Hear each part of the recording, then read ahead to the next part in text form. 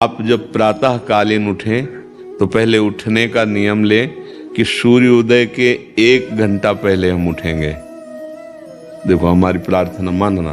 तो इस समय सूर्योदय कई बजे होता है? लगभग 6 बजे 6:30। आप 5 बजे उठ जाइए और उठ करके सबसे पहला कार्य कीजिए, पृथ्वी के चरण स्पर्श कीजिए, भूमि के चरण स्पर्श कीजिए। और फिर आप जिस आसन पर बैठे हैं, देखो ध्यान से हमारी तरफ सुनना, जिस आसन पर बैठे हैं, जिस पे शयन किए थे, जिस सैया पर सोए थे, पृथ्वी को प्रणाम करने के बाद उसी सैया में 5 मिनट केवल बैठ जाइए और 5 मिनट बैठकर 5 संतों का नाम ले लीजिए। जैसे हम लोग श्री स्वामी हरिदास जी की जय, हरिवंश महाप्रभु की जय, हरिराम व्यास जी की जय, नागरीदास जी की जय, श्री ध्रुवदास जी की जय, 5 संतों के नाम याद कर लीजिए। इसके बाद नीचे उतरिए और पहले जो अपने माता पिता, अगर वो शयन कर रहे हैं तो कोई बात नहीं है, अगर वो शयन नहीं कर रहे हैं तो पहले जाकर माथा रखकर उनको प्रणाम कीजिए। इसके बाद आधा लीटर या 1.25 लीटर जितना आप जल पी सकते हैं, उस जल को आप हल्का सा गर्म करवाइए अपने माता पिता से, जो भी आपकी सेवा में हो, या अगर आप स्वयं कर सकते हो तो स्वयं हल्का सा। अगर 500 ग्राम पी जाए तो और अच्छी बात है, और इससे ज़्यादा पी जाए तो अच्छी बात है। वज्रासन में बैठना आता है? वज्रासन जानते हो आप लोग? देखो वज्रासन, वो देखो बैठ रहे हैं, ये दोनों पैरों को ऐसे करके इससे बैठकर जल पिया जाए। ये आपके ब्रह्मचर्य की रक्षा करेगा, कब्ज नहीं होने देगा और आपके मस्तिष्क की गर्मी को ठंडा करेगा। ऐसे वज्रासन में बैठकर धीरे धीरे 5 या 10 मिनट में जल पिया जाए, एकदम ना पिया जाए। गिलास में लेकर के 500 ग्राम जल धीरे धीरे उसको पिया जाए। फिर इसके बाद आपको 100-200 कदम टहलना है। फिर इसके बाद आप शौच जाइए।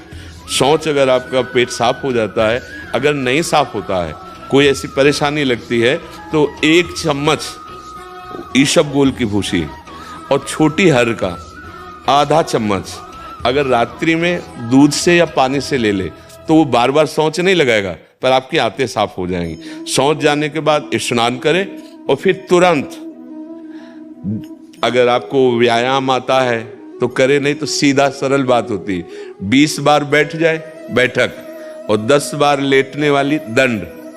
और इसके बाद जो अनुलोम विलोम, जो इससे खींचे इसे छोड़ दे, इससे खींचे इसे छोड़ दे, इसके बाद दोनों हाथ ऐसे करके 7 बार ऐसे करे, सीधा खींचे और सीधा छोड़ दे।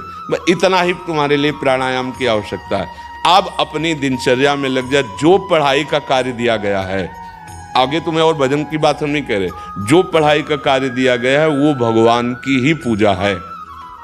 आपकी दिनचर्या जो आपको अपने गुरुजी या टीचर जी को जाके प्रमाणित करनी है, कल जो पढ़ाई गई थी आज के लिए, वो आप सुबह सुबह उस समय व्यायाम के बाद, तो आप देखना आपकी स्मृति बहुत प्रवीण हो जाएगी।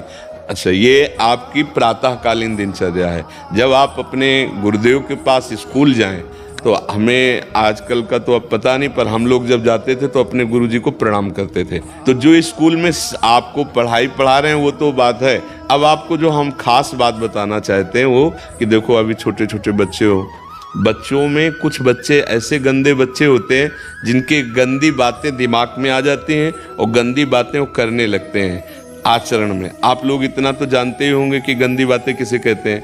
आप लोगों के पास अगर मोबाइल है तो कभी गंदी बात देखना नहीं। कोई भी बच्चा अगर गंदी बात दिखाए तो अपने टीचर से या अपने माता पिता से जाके शिकायत करनी चाहिए, वो बहुत हानिकारक होती है। कभी कोई भी गंदी बात अपने द्वारा नहीं होनी चाहिए।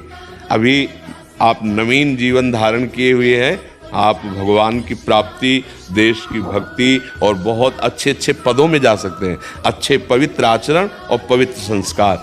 ब्रह्मचर्य के लिए गंदे बच्चों का संग त्याग करना, गंदी कोई ऐसी हरकत सिखावें या बात सिखावें तो उसको सुन करके छुपा नहीं लेना, तुरंत अपने टीचर से बताना या अपने माता पिता से बताना, और ऐसे बच्चे का कभी संग नहीं करना। और रात्रि के सोते समय ये जरूर ध्यान देने वाली विशेष बात है, रात्रि के सोते समय जो भगवान का नाम प्रिय, जैसे इन लोगों ने आप लोगों को बताया राधा वल्लभ श्री, तो सोते समय बस प्रार्थना करो कि हे प्रभु आज दिन हमारा जो भी गलती हुई हो वो हमको आप प्रार्थना करते हैं कि आप हमें समझाओ क्या हमसे गलती हुई। अगर पूरी दिनचर्या में ऐसा लग रहा है हमसे कोई गलती नहीं, तो भगवान सुबह से अभी तक हम सोने जो जा रहे हैं ये पूरा समय आपको समर्पित। आप देखना इसका फल देखना, एक तपस्वी की तपस्या का जो फल होता है ना उसका ये फल मिलेगा। और सोते समय बस राधा वल्लभ श्री हरिवंश, राधा वल्लभ श्री हरिवंश, इधर उधर ना सोचते हुए, ना मोबाइल देखते हुए, ना कोई गंदी बात मन में, और चुपचाप सो जाइए। और जब फिर सुबह उठे तो फिर ऐसी दिनचर्या।